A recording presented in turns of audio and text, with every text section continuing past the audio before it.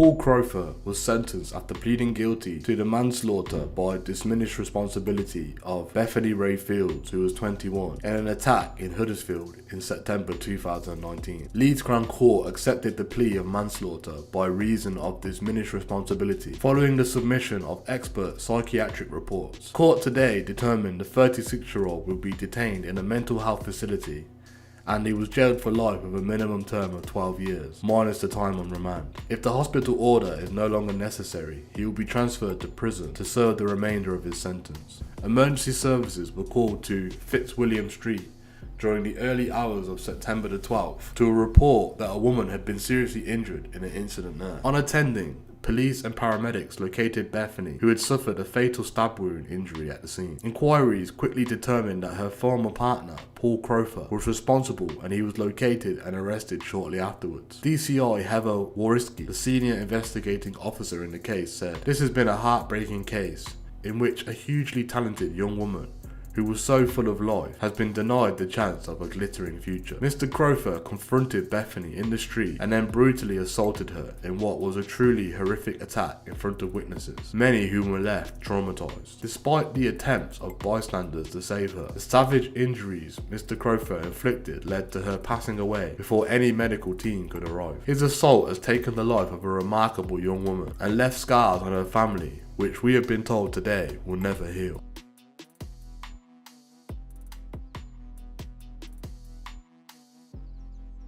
A woman who pummeled the notorious serial killer Rose West in prison has been jailed again for 12.5 years after stabbing a man in the street with the help of her female lover. Mother of two, Julie McAllister, who was 44, and her partner, Candice Tote, who was 47, were both armed when they confronted the victim in Byker, Newcastle, in November last year after searching the streets for him. It remains unclear what the background of the trouble was. Newcastle Crown Court heard that Miss McAllister swung her knife at the man, but he deflected the blow and disarmed her before a bystander intervened and knocked her over. Miss Tote, who had brandished her weapon in support of her girlfriend, was then knocked away by the same bystander. The court heard that within seconds, Miss McAllister went for the victim again, but he managed to take the knife from her and used it to slash her stomach. Miss Tote then handed Miss McAllister another knife, which she used to inflict a serious stab wound on the man. Court heard that the victim also suffered from rib fractures and lung bruising. His blood pressure and oxygen saturation were unrecordable when he arrived at the hospital, and he needed blood products,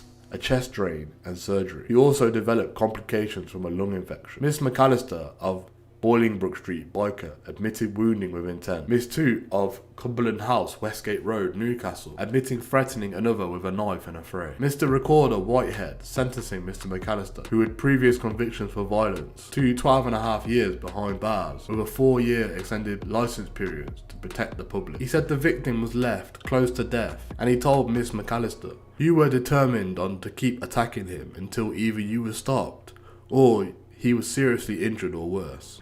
The judge said the confrontation was like a knife fight in public and sentenced Miss Tote to 21 months suspended for 2 years with rehabilitation requirements. The court heard that both women had troubled backgrounds and had been in a long-term relationship.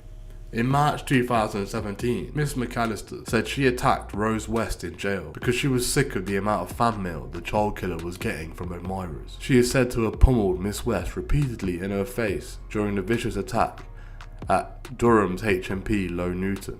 Miss West, who is serving life in prison for killing 10 children, was left with a black eye and facial swelling after being pinned down and beaten repeatedly. Miss McAllister told the newspaper, "West's got a fan club and she gets the most fan mail. She walks around the jail like she owns it. I got sick of it, so I cracked her one. She is a horrible, vile woman. The fact she still gets fan mail shows that there are some really sick people out there."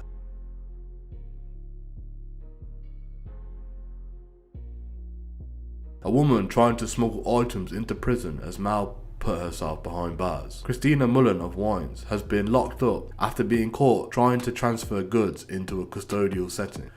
She was foiled, however, in her attempts and was later charged by the police with 5 counts of conveying a prohibited article into prison. Her case was heard before Liverpool Crown Court on Friday 21st of April, where she was sentenced to an immediate imprisonment by the judge.